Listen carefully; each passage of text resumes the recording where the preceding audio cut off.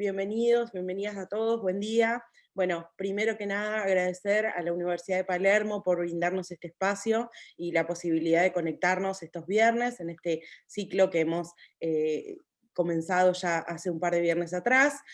Agradecerle enormemente, como siempre, a Stephanie, a Gabriel, ¿sí? A Elizabeth, a Oscar, a todos los que nos brindan este espacio para que estos eventos tengan la posibilidad de dictarse.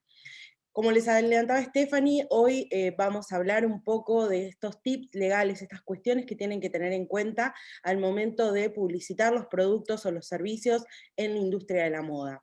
Voy a hacer así una breve acotación. Estos tips van a poder ser aplicados en todas las industrias, ¿sí? Los ejemplos van a estar orientados a lo que es la industria de la moda, porque justamente este seminario está orientado a esa industria, pero son tips que si ustedes quieren aplicarlos a otras industrias, a otros emprendimientos, van a servirles también. Les voy a compartir ahora sí pantalla de una presentación que preparé para ustedes. Eh, y bueno, como para que podamos empezar a recorrerla juntos, ¿sí? No tengo problema que, como les adelantaba Stephanie, puedan hacer consultas en el chat, yo lo voy chequeando, y si queda alguna, bueno, volveremos sobre eso sobre el final del encuentro, ¿sí? Cuando nosotros hablamos de un poco de todo lo que tiene que ver con el universo de la industria de la moda y vemos que quizás hoy en día, y producto principalmente de esta situación de conexión, ¿no? Que tenemos y de todo lo que tiene que ver con la pandemia y estas nuevas formas de consumo y nuevas formas también de comercialización que trajo aparejada, vemos que la publicidad y principalmente lo que tiene que ver con publicidad online, o sea, en redes sociales, ¿sí?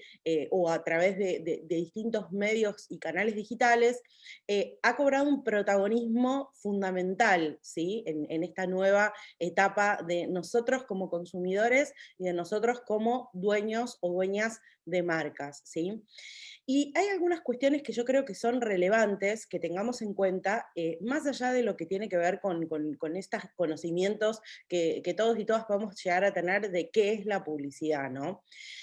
No tenemos que perder de vista que la publicidad se refiere a esto, ¿no? A esta comunicación que van a realizar las marcas, que van a realizar las empresas, para, en definitiva, intentar realizar cuatro grandes objetivos, cumplir cuatro grandes objetivos. Lo que tiene que ver con incentivar e incrementar el consumo de un producto o servicio, ¿sí? Y en esto poner el foco en que los consumidores quizás de un producto que ya conocen puedan redescubrir nuevas aptitudes, puedan redescubrir nuevos diseños, nuevas formas de presentación de los mismos, ¿sí? Y que esto traiga aparejada más ventas, ¿sí? La posibilidad de que el consumo crezca, la posibilidad también y el objetivo que tiene la publicidad en cuanto a insertar una nueva marca o un nuevo producto dentro de un mercado, ¿sí? Porque como ustedes sabrán, los mercados y el mercado de la moda es un mercado en el cual nosotros estamos acostumbrados desde hace mucho tiempo a esta parte a escuchar de que todo está inventado, ¿sí? De que todos los productos en algún momento fueron comercializados por alguien, de que los diseños vuelven y todo esto hace que tengamos esta necesidad de que al momento de insertar un nuevo producto, que puede ser un nuevo producto porque la marca es nueva, pero no porque en el mercado necesariamente sea un producto nuevo, tenemos que valernos de la publicidad para que esta inserción sea efectiva y en definitiva genere las ventas esperadas, ¿sí? Lo que tiene que ver con mejorar la imagen de una marca que ya está existente en el mercado, que ya los consumidores conocen, ¿sí? Y en este punto de mejorar puede deberse a una cuestión de rebranding, por ejemplo, una cuestión de lanzamiento de nuevas líneas de negocio, ¿sí? De ampliación de estas marcas que ya están en el mercado y que ya son conocidas.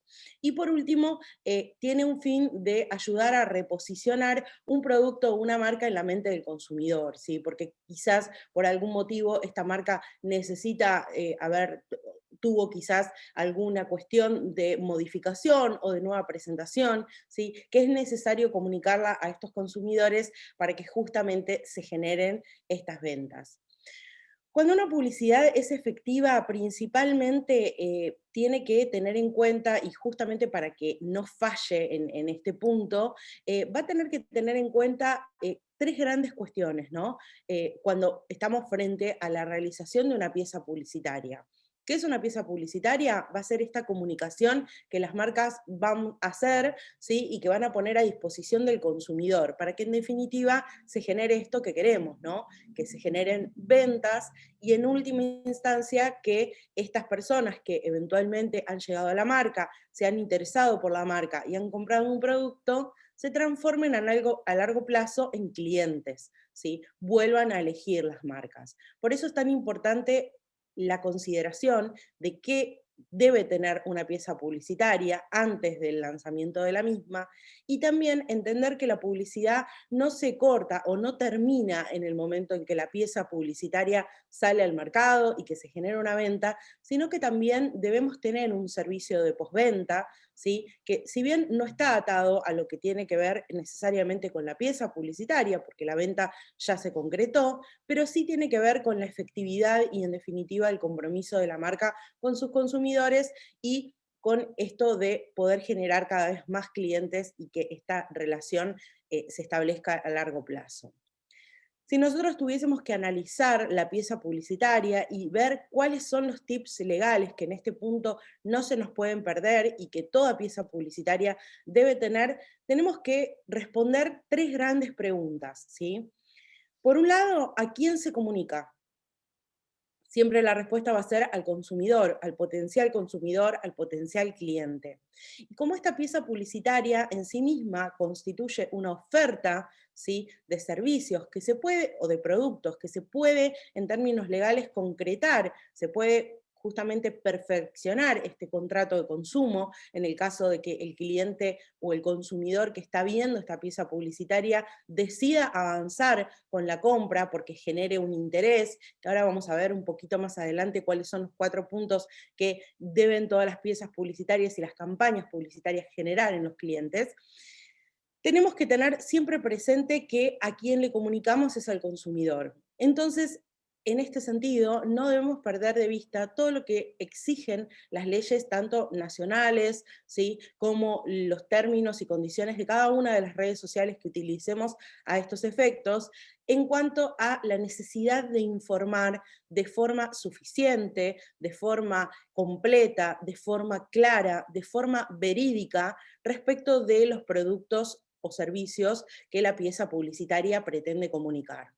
En este sentido, tenemos que tener presente, primero, como les decía, sobre una cuestión de veracidad, hacer aquellas afirmaciones en la pieza publicitaria que sabemos que son veraces, que sabemos que podemos corroborar, que sabemos que en el caso de que un cliente o un consumidor decida preguntarnos si esto es así, o decida por motus propio investigar si efectivamente esto es así, podemos dar con una correcta corroboración de esto que hemos afirmado en la pieza publicitaria. Por ejemplo, si estamos afirmando de que tenemos una franja, una línea de detalles amplia, ¿sí? Tenemos que considerar que esto sea efectivamente así.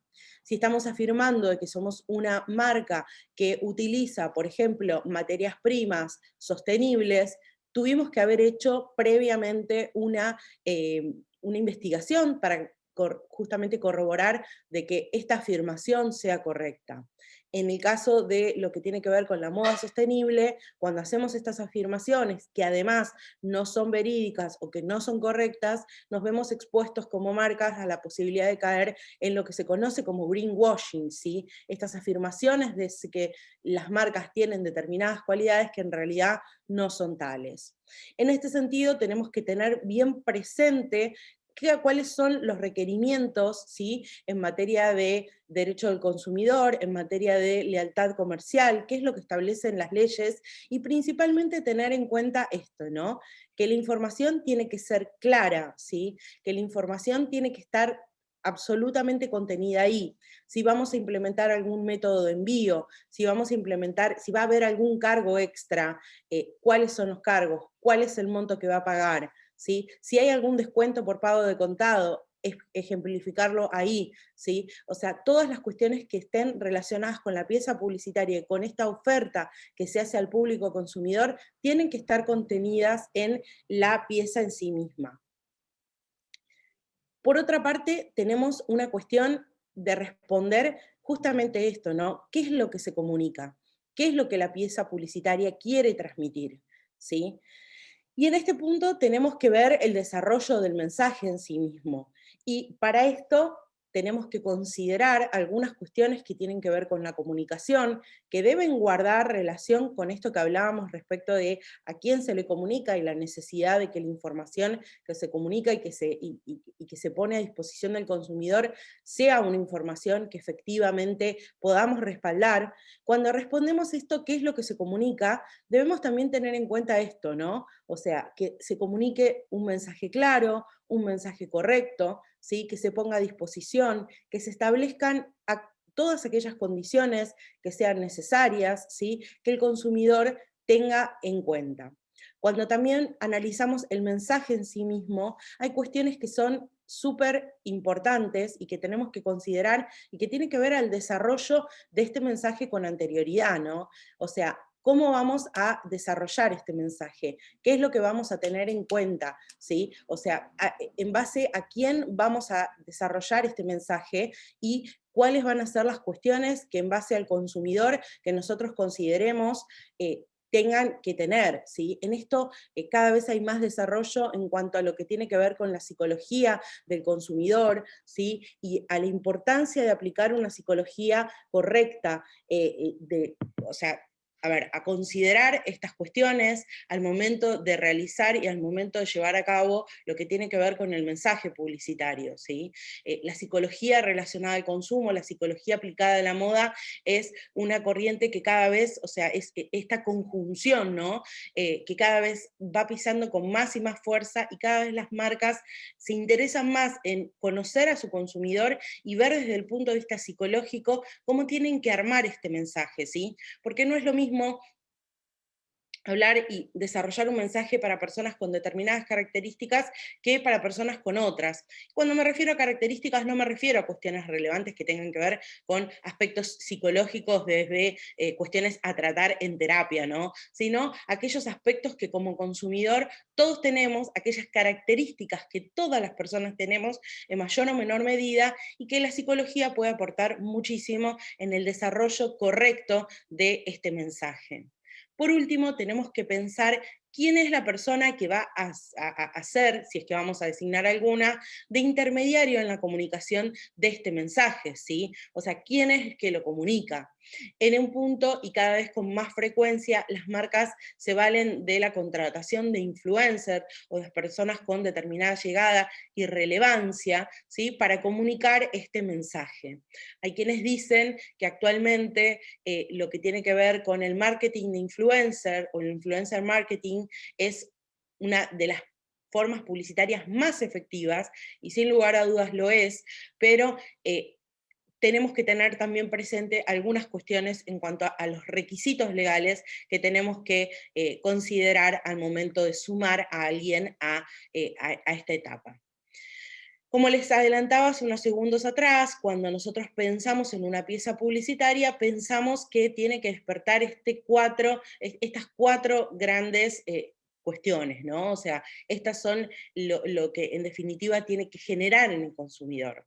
En primer momento, atención, ¿sí? Que el consumidor sea capaz de frenarse en esa pieza publicitaria porque por algún motivo, ya sea de diseño, ya sea de información, ya sea de producto, esta pieza publicitaria llamó su atención e hizo que se detenga en la misma y que dedique unos segundos o unos minutos de su tiempo a analizarla, ¿sí? Este es un primer paso de una pieza efectiva.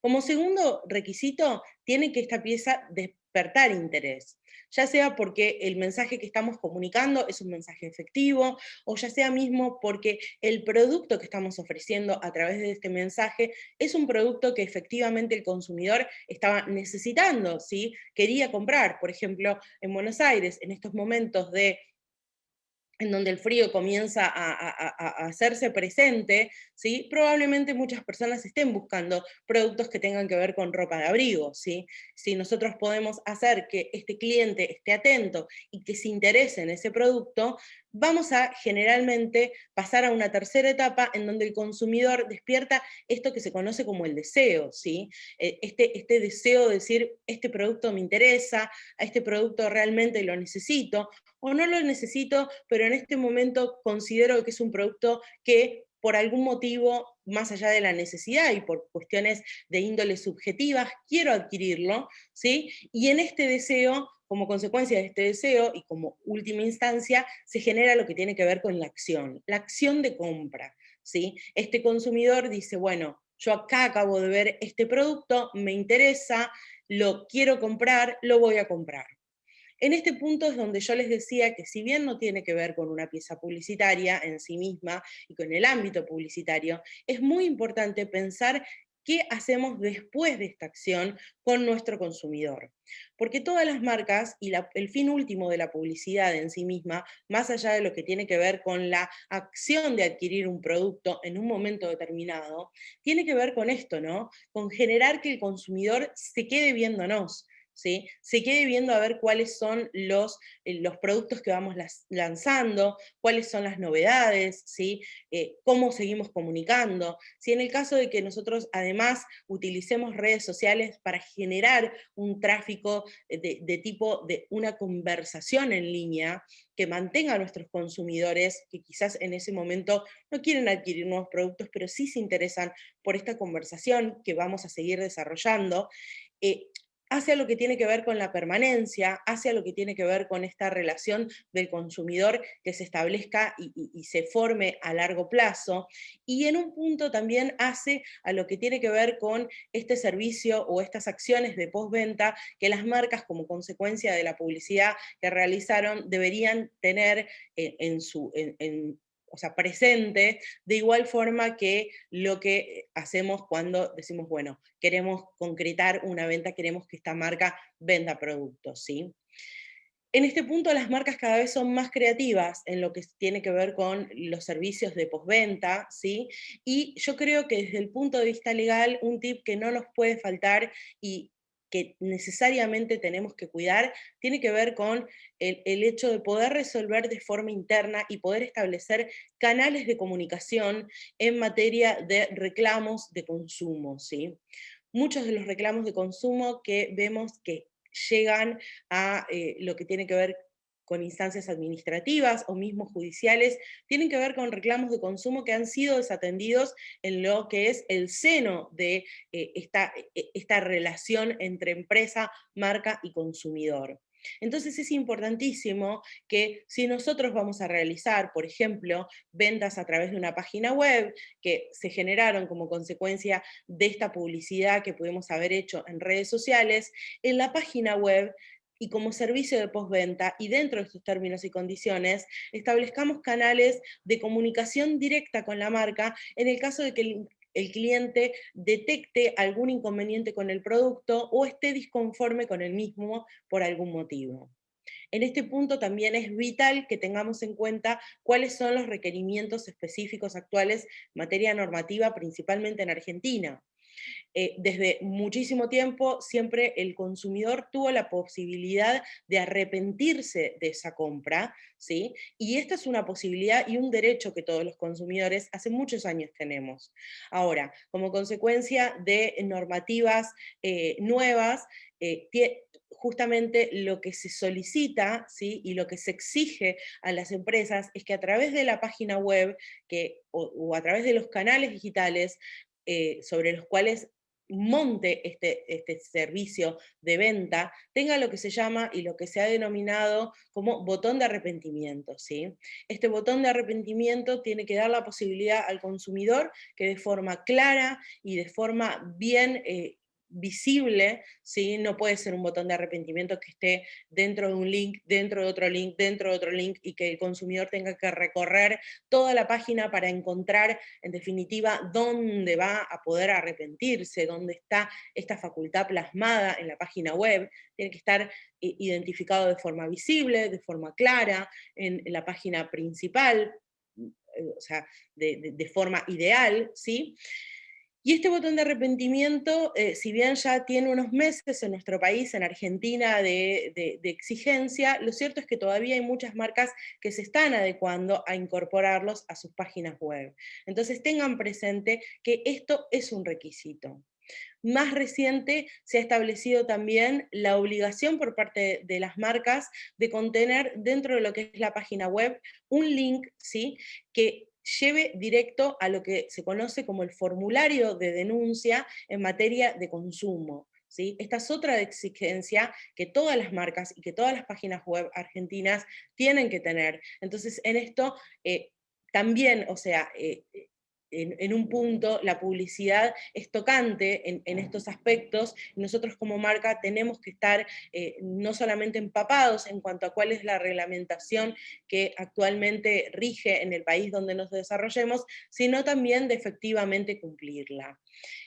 Acá Paula dice, una vez escuché que el principal motor de compra de una persona son las emociones. Totalmente, Paula, por eso yo les hablaba de la psicología del consumidor, ¿no? Porque estas emociones negativas, positivas, dentro de lo que es la psicología, se establece, o sea, la psicología del consumidor en la moda, ¿sí? Se establece distintos tipos de shopping, ¿sí? Uno de esos shoppings tiene que ver con las emociones, con el hecho de decir, bueno, me voy a premiar y voy a realizar una compra, ¿por qué? Porque tuve un muy buen día y cerré algo muy bueno en mi trabajo y me quiero celebrar, o en contraposición, tuve un día horrible y quiero realmente mimarme un poco, ¿sí? Hay también cuestiones relacionadas con las emociones de índole desde el lugar de la sociabilización, ¿sí? Hay dentro de esta psicología lo que se conoce también como el shopping social, decir, bueno, voy a ir con una amiga, voy a ir con mi hermana, voy a ir con quien quiera, ¿sí? Al shopping, y quizás como consecuencia de esto me compro algo, pero lo que me motiva a este tipo de shopping tiene que ver con un aspecto de sociabilizar. Por eso es que las emociones son, justamente conocer las emociones de nuestros consumidores es tan importante, ¿sí? Cuando nosotros hablamos de una pieza publicitaria y vemos en un paso anterior, ¿no? Cuando estamos en el desarrollo de la marca, cuando estamos considerando cuestiones relativas a cuál va a ser el producto que voy a comercializar, a quién se lo voy a vender, a quién voy a tener en miras, ¿sí? Existe lo que se conoce como el proceso de segmentación, ¿sí?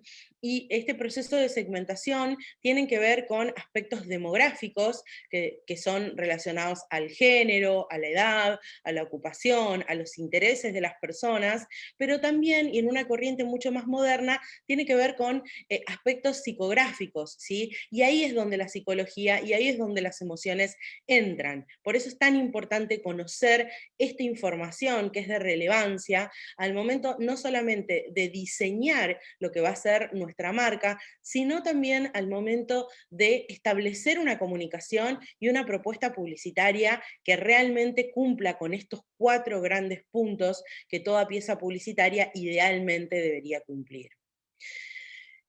En un punto nosotros estamos frente a la pieza y decimos, bueno, a ver, ¿qué es lo que no puede faltar? ¿Sí? O sea, ¿qué es lo que en todas las piezas publicitarias no puede faltar?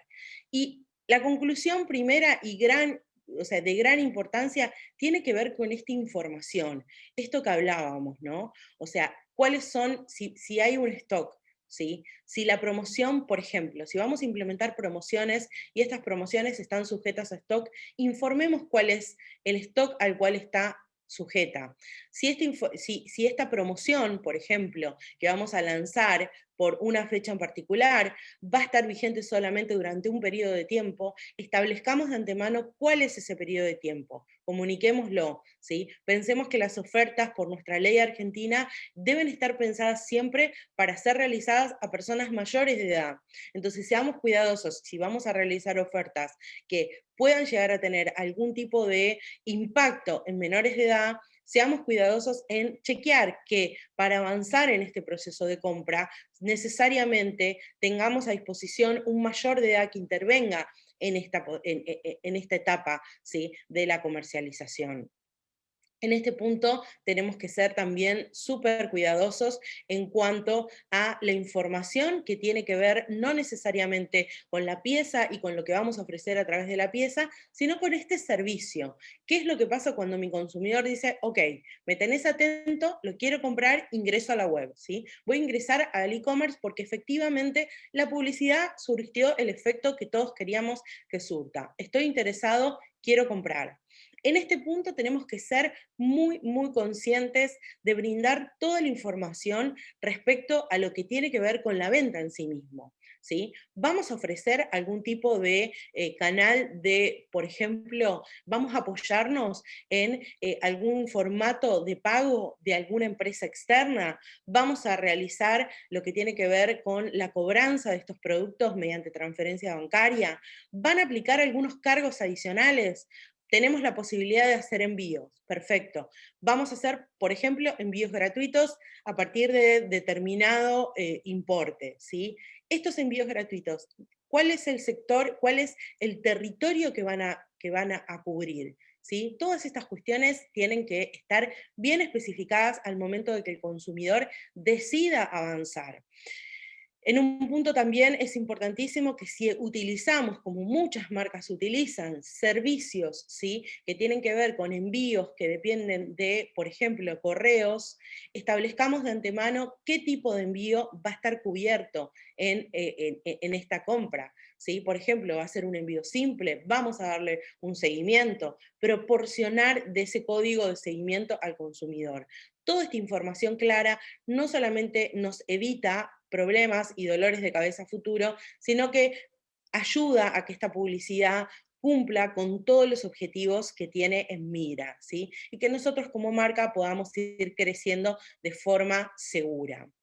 Yo les comentaba en un punto que podemos llegar a sumar en esta comunicación de quién comunica este mensaje a un influencer, ¿sí? Hoy son las grandes estrellas, les diría, en todas las comunicaciones que se hacen en redes sociales y han probado ser muy efectivos como herramienta publicitaria, ¿sí? La aplicación del influencer marketing en la realización no solamente de ventas, sino también de una cuestión relacionada con posicionar, con poner el ojo en marcas nuevas o en marcas que se están relanzando o en marcas que fueron incorporando nuevos productos. Desde este lugar, y por más que muchas veces la práctica indique lo contrario, en el sentido de decir, bueno, me comunico con el influencer por un mensaje directo de Instagram, acordamos ahí las condiciones, lo cierto es que la mayoría de los influencers son permeables y son receptivos a incorporar un contrato.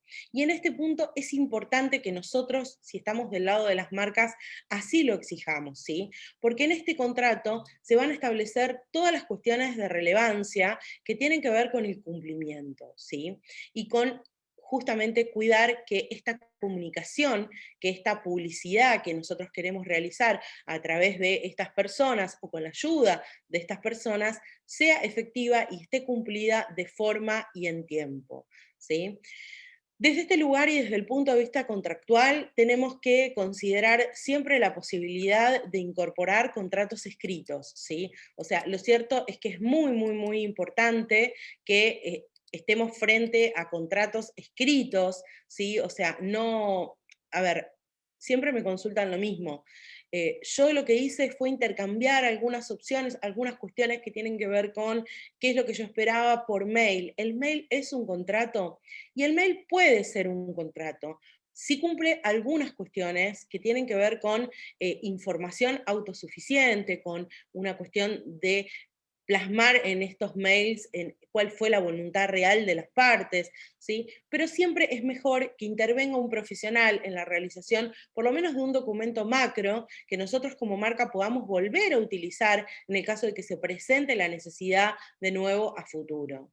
Algunas cuestiones que no tenemos que perder de vista a la hora de realizar contratos con influencer, ¿sí? Va a parecer en cierta forma algo obvio, pero les prometo de que no es obvio y que es súper necesario que seamos cuidadosos en este aspecto. Incorporar los datos de ambas partes, ¿sí? De quien contrata y del influencer. Con relación al influencer, incorporar también desde qué cuentas va a realizar la acción. Desde mi lugar como asesora legal de muchísimas marcas y de agencias, les digo que es muy común y es muy frecuente ver que no se establece si hay una cuenta de Instagram. Las partes a veces por desconocimiento omitieron incorporar el arroba desde el cual se va a realizar la pauta. Y esto es un grave error, o sea, y es un problema que se puede presentar a futuro, ¿sí? Cuestiones relacionadas a qué es lo que esperamos, ¿sí? ¿Qué es lo que esperamos que haga? Esperamos que haga 3 posteos. Los posteos, ¿qué tipo de material, qué tipo de información tienen que contener? ¿Sí? Vamos a brindar algunos lineamientos en cuanto a los posteos que pretendemos que realicen. Lo mismo con el tema de las historias, lo mismo con el tema de los reels, que hoy son una pieza tan importante y que causan realmente un impacto tan positivo al momento de ser utilizados en Instagram, ¿sí? ¿Qué es lo que queremos que el influencer realice? ¿Cuándo queremos que lo realice? Pensemos que estamos contratando, por ejemplo, a un influencer para que realice una promoción, para que nos comunique, ¿sí? Comunique de forma abierta una promoción, por ejemplo, para el Día del Padre o para el Día de la Madre, y lo realiza 3 o 4 semanas después. Esto no es efectivo, esto ha sido realizado a destiempo, y toda esa inversión que pudimos haber hecho se diluye, o sea, no es efectiva, no, hemos perdido tiempo y probablemente dinero, ¿sí? Entonces, en este punto, ¿cuándo queremos que lo realice? ¿Cuándo empieza a regir el contrato? ¿Hasta cuándo tiene vigencia el mismo? ¿Sí? Es fundamental. Y de esta forma ser claros, ¿sí? Si nosotros queremos que las historias, más allá de lo que tiene que ver con las posibilidades propias de cada una de las plataformas, tenga alguna duración en particular, ¿sí? Eh, Pongámoslo también en el contrato. Es de buena práctica en este sentido también exigir o solicitar a los influencers que nos envíen los formatos digitales, o sea, el soporte, ¿sí? Antes de subirlo, este video, esta grabación, esta cuestión gráfica que quizás ha realizado, esta fotografía que se ha tomado con nuestro producto, más allá de subirla a redes sociales, que nos la envíe también, por ejemplo, a través de un mail, ¿sí? Es importante que nosotros también tengamos acceso al material, que se establezca que este material esté realizado y que esté filmado, o que las fotografías estén tomadas con una calidad específica, ¿sí? Es importantísimo. Y ustedes me dirán, Pamela, la mayoría de los influencers que trabajan de forma seria, esto lo hacen. Y es cierto, la mayoría lo hacen, pero no abunda que lo pongamos también en el contrato y que esto esté establecido como una exigencia, ¿sí? Eh, la posibilidad que se pueda robar al influencer y que el influencer tenga la obligación de robar a la marca, ¿sí? En todas estas cuestiones. O sea, esto es fundamental que nosotros lo establezcamos, porque existen hoy en día, ustedes como seguramente conocerán, existen muchísimas formas en las cuales podemos solicitar o podemos pedir la baja de lo que tienen que ver con etiquetas o rechazar algún tipo de mención que se haya hecho hacia nosotros u ocultarla, ¿sí? Entonces, en este aspecto, si nosotros vamos a establecer este tipo de relación con el influencer, tenemos que establecer también una cláusula que así lo contenga. Cuestiones relacionadas con la exclusividad, ¿sí? O sea, pensemos en una marca que, por ejemplo, de productos cosméticos o de cuidado de la piel, ¿sí? Que esté contratando un influencer para comunicar el lanzamiento de un producto específico, y este influencer, por falta de una cláusula que así lo exija, y sin lugar a dudas, y en última instancia, por una ética cuestionable, puede llegar en el mismo periodo de tiempo salir a promocionar un producto con características similares de la competencia. Hay cuestiones que tienen que ver con cosmética que no pasa por que las marcas vayan realizando una competencia cuestionable entre ellas mismas, ni mucho menos, sino muchas veces por cuestiones de índole no sé, temporal, ¿sí? O sea, hoy en otoño todas las mujeres sabemos que hemos comenzado lo que se conoce como esta temporada de peeling, ¿no? O sea, en donde todas empezamos a buscar este tipo, todas y todos, porque también los hombres hoy se suman a consumir ese tipo de productos, donde hemos empezado a ver, entonces digo, que un influencer pueda comunicar o realizar una comunicación, ¿sí? Una campaña en este sentido para mi marca y que yo no pida exclusividad, puede ser un problema, ¿sí? Lógicamente esta exclusividad no va a poder ser desproporcionada, o si lo es en cuanto al tiempo, ¿no? O si lo es, tendremos como marca la obligación de pagar, ¿sí? Por ese tiempo de más que estamos solicitando al influencer que sea la cara exclusiva, por eso es que vemos muchísimas veces que hay marcas principalmente de lo que tiene que ver con el segmento de cosmética o de perfumes, que establecen una relación de lo que se conoce como embajador de marca con una persona, con una celebrity, con un influencer, y eso está bien, pero tenemos que tener presente de que si vamos a solicitar algo de esa naturaleza, tenemos que pagar por ese tiempo adicional, ¿sí? Cuestiones relacionadas a la independencia de las partes, ¿sí? Acá no hay no hay una relación laboral, no hay una relación de subordinación, sino que estamos hablando de una relación contractual, de índole de un contrato de prestación de servicios, en donde hay dos partes que son totalmente independientes y totalmente ajenas una de la otra, que celebran un contrato comercial a los fines de cumplir un objetivo, ¿sí? Estas cuestiones también tienen que estar contenidas. Muchas veces en los influencers, y cuando tenemos o sea, el objetivo de que sean personas que trabajen con la marca a largo tiempo, también es común y es aconsejable que se incluyan lo que se conocen como cláusulas o pautas de conducta, ¿sí? Nosotros hemos visto muchísimas veces que caras de marcas importantísimas se han visto envueltas quizás en escándalos, y eso daña muchísimo a la marca. Recientemente ustedes no sé si vieron, pero seguramente si no lo vieron lo habrán escuchado, lo que pasó y el impacto negativo que tuvo en las acciones de Coca-Cola, esta actitud de Cristiano Ronaldo de decir, bueno, no, yo no tomo coca, yo tomo agua, ¿sí? Entonces, este impacto en las acciones, independientemente de que, bueno, no era un influencer, no era la cara de Coca-Cola, pero digo, aún sin serlo, fíjense el impacto negativo que pueden causar determinadas acciones de las personas, más aún si esta persona está vinculada de forma contractual con la marca. Entonces, si nosotros esperamos que esta persona durante la vigencia del contrato se comporte de determinada manera, podemos establecerlo mediante una cláusula. Lógicamente, no podemos obligar a las personas a que hagan, ¿sí? Pero sí podemos obligar a las personas a que reparen el daño que sus acciones causaron. Y en este punto, esta reparación tiene que tener una causa, es decir, yo te pedí que vos te comportes o que vos hagas o digas determinadas cosas en función de este contrato, ¿sí? Y si vos no lo hiciste, lógicamente estás en tu libertad como persona de haber cambiado de opinión o de decidir incumplir una cláusula contractual, pero esto genera la obligación necesariamente de reparar, ¿sí? Y en este sentido tenemos que establecerlo también de forma escrita.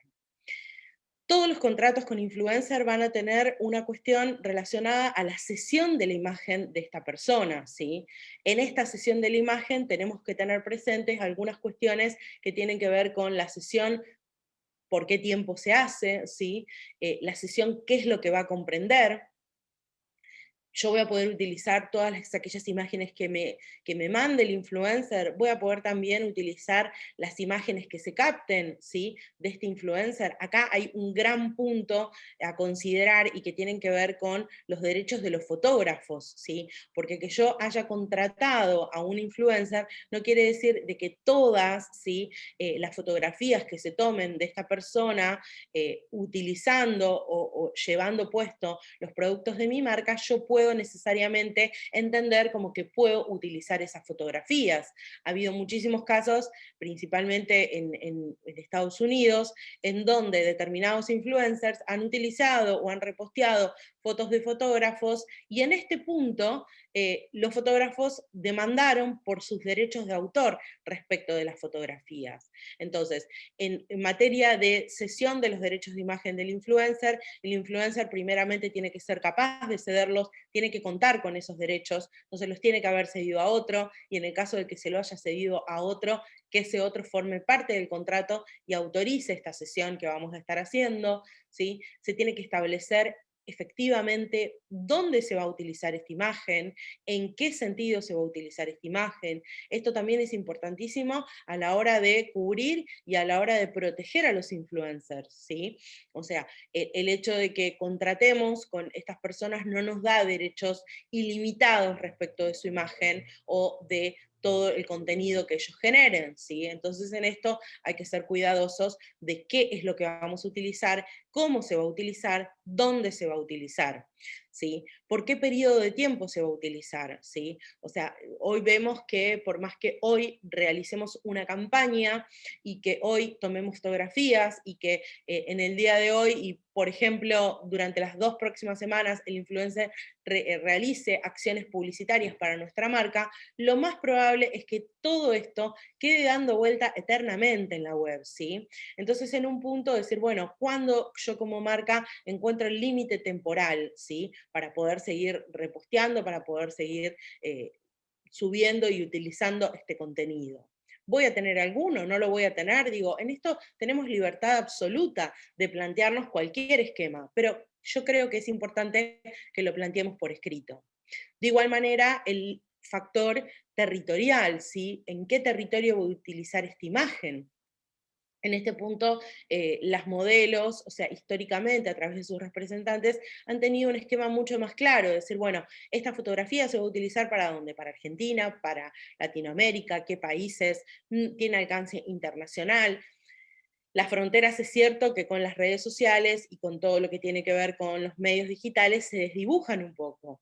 Pero distinto es cuando es alguien que repostea o que comparte esta fotografía de la situación en la cual es la marca la que, por ejemplo, replica la misma a través de las distintas cuentas que puede llegar a tener a lo largo y a lo ancho del mundo. Estas cuestiones, entre otras, son fundamentales a la hora de plantear una sesión de imagen. En un punto, como les decía, los influencers como mecanismos y como herramienta en este universo publicitario son súper efectivos, se los considera, como les decía, especialistas de nicho, ¿sí? Y cuando efectivamente han cumplido y cumplen bien su rol, tienen esta característica de generar una relación con sus seguidores y de que sus seguidores confíen en su opinión. En este sentido, es importantísimo tener en cuenta dos cuestiones, ¿no? O sea, que tienen que ver con la transparencia en la comunicación del mensaje que les exigimos a todos los influencers y que todos los influencers y las marcas deben tener en miras a la hora de realizar este tipo de acciones, ¿sí? Y tener presente lo que implica, ¿sí? En cuanto a la toma de conciencia, ¿no? O sea, que los influencers sean conscientes de este poder que tienen respecto de las personas, de este poder de influencia que es tan valorado, pero también que puede ser un arma de doble filo. Por eso es que vamos viendo que la tendencia, independientemente de que hoy muchos países del mundo no tienen una regulación específica para influencer, pero sí rige la regulación que tienen miras, o sea, las cuestiones publicitarias, porque en definitiva es un contrato publicitario, tengamos presentes algunas iniciativas, como puede ser, y que es muy destacable, lo que tiene que ver con la guía, ¿sí? De influencers de Indecopy en Perú, que justamente plantea estas cuestiones, la necesidad de que los influencers y que las marcas al momento de contratarlos sean transparentes y sean éticas, ¿sí? O sea, estas son cuestiones que no solamente se tienen que solicitar desde el derecho, sino también que se tienen que solicitar desde el humano, ¿no? O sea, en definitiva, si yo voy a confiar en una persona que me está transmitiendo un mensaje, mínimamente exijo este tipo de comportamiento de esa persona.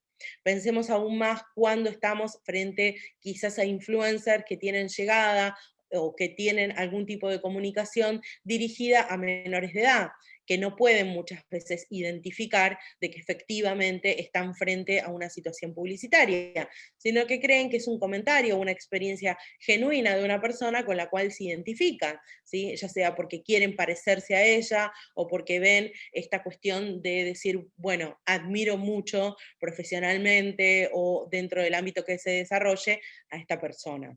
Estos términos y estas exigencias cobran aún más sentido. En este aspecto tenemos que tener presente de que a nivel internacional existe esta tendencia a la regulación, ¿sí? Y en esta tendencia a la regulación vemos que hay varias leyes que ya empiezan a regular las actividades de los influencers y que empiezan a exigirle desde el punto de vista normativo determinado comportamiento, ¿sí? Mismo los tribunales empiezan a hacer eco y decir, bueno, queremos que los influencers realicen comportamiento, o sea, realizan acciones comunicando que efectivamente estas acciones son pagas. Por eso en jurisdicciones como la de Estados Unidos vemos que cuando un influencer es contratado por una marca, generalmente incluye esta contratación dentro de lo que se conoce como publicidad paga, ¿sí? Y las plataformas dan hoy la posibilidad de que de forma clara se incluya esto.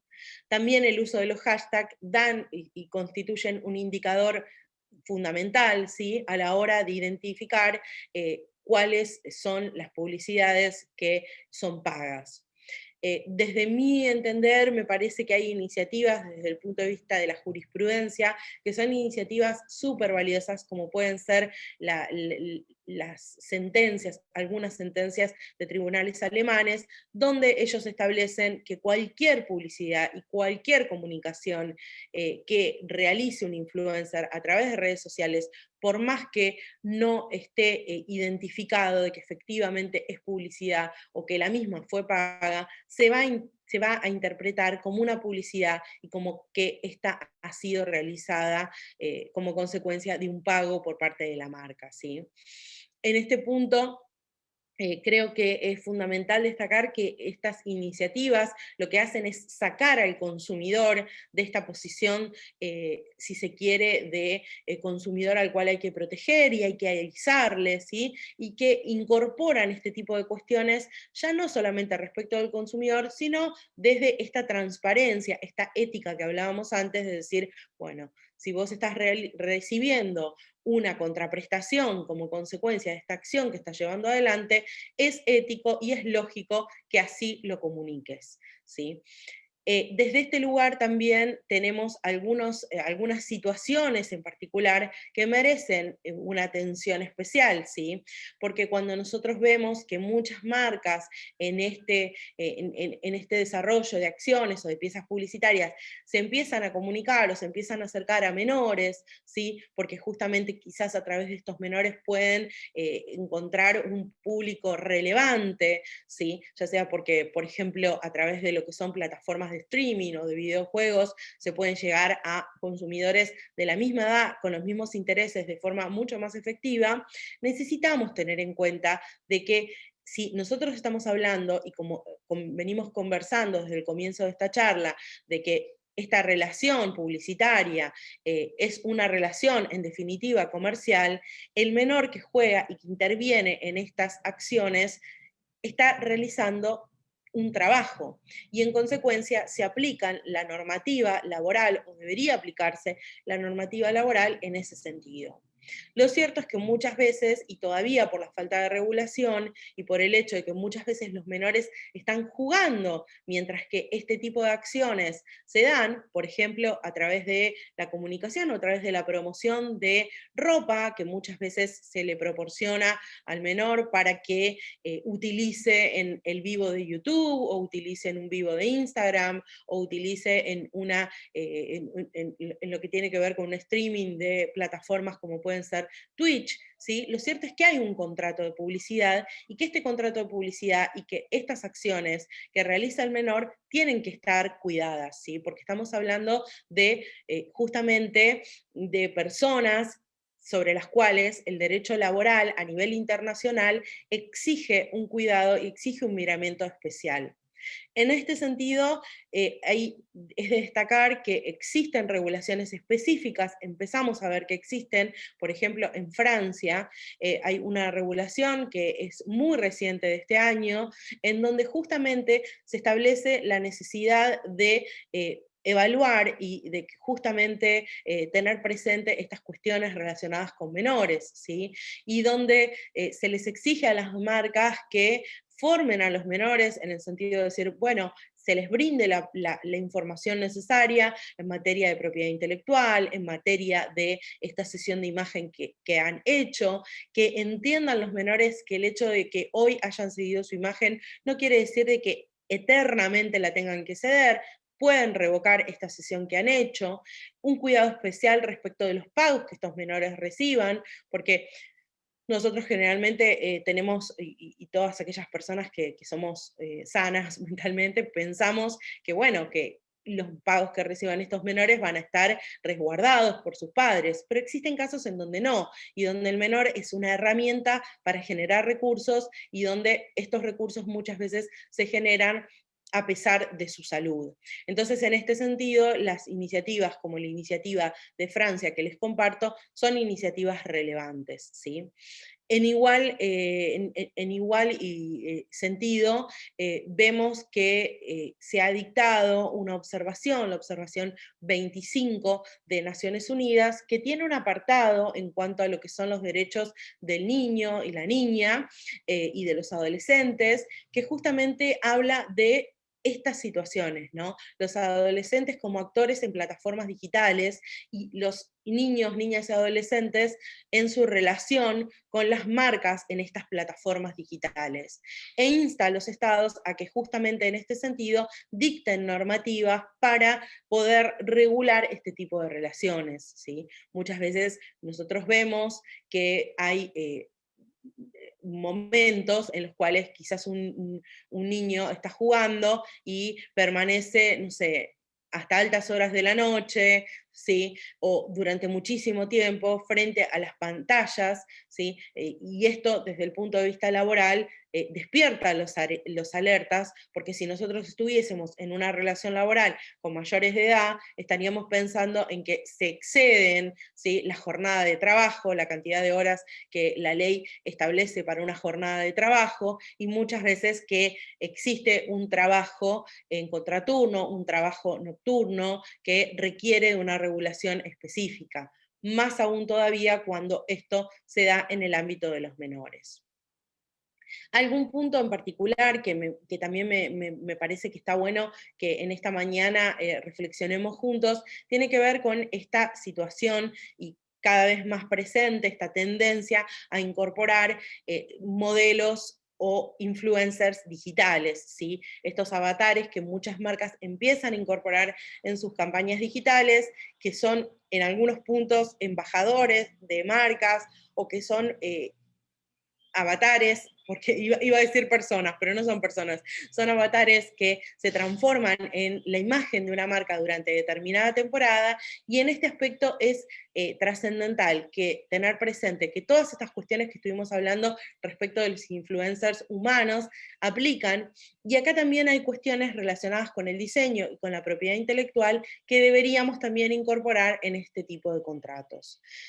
Acá no hay una comunicación genuina de una persona espontánea, sino que es una comunicación que las partes han preestablecido necesariamente, o sea, desde mi punto de vista por escrito, porque estamos hablando de nuevo de un avatar, de un personaje digital que va a realizar la comunicación y sobre la cual tenemos que ser muy cuidadosos de igual manera, ¿sí? Porque existen algunos avatares que en este aspecto no podemos identificar si son personas o no.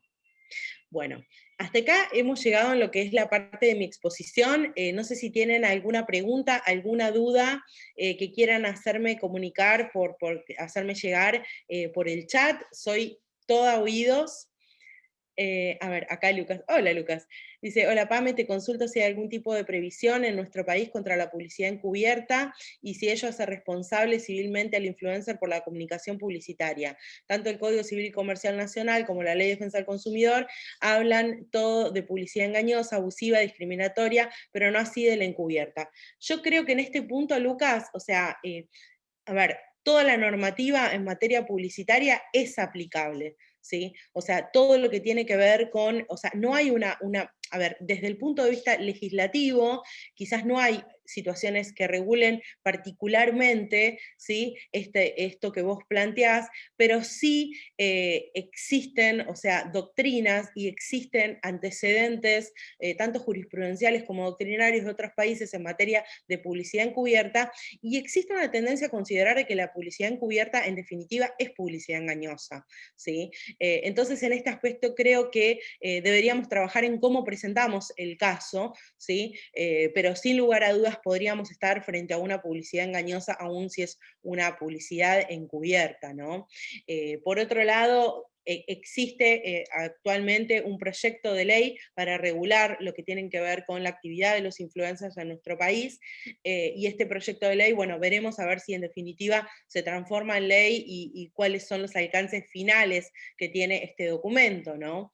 Y justamente este documento, por lo menos en lo que tiene que ver como proyecto, contempla la obligación de que los influencers identifiquen que estamos frente a o sea, que identifiquen frente a los consumidores que se trata de una publicidad. Entonces, esta cuestión de publicidad encubierta y esta cuestión de transparencia que hablábamos estaría en principio cubierta por este proyecto si es que, bueno, termina siendo aprobado y se termina convirtiendo en ley en nuestro país, ¿sí? Bueno, muchas gracias. Acá me están agradeciendo para los que no ven el chat por la charla, así que bueno, gracias a ustedes. Bueno, si no hay más dudas, quedo a disposición por todos estos canales, o sea, pueden comunicarse conmigo por mail, por Instagram, por nuestra página del estudio. Les agradezco a todos por el tiempo que se han tomado en esta mañana y por todos los mensajes lindos que me están dejando en el chat. Me alegra mucho que les haya servido y que les haya gustado. Así que bueno, los dejo con un beso, que tengan un buen fin de semana. Gracias nuevamente a la universidad, gracias a Gabriela, a Stephanie, gracias a todos, Oscar, Elizabeth, y bueno, un beso grande y nos vemos en la próxima.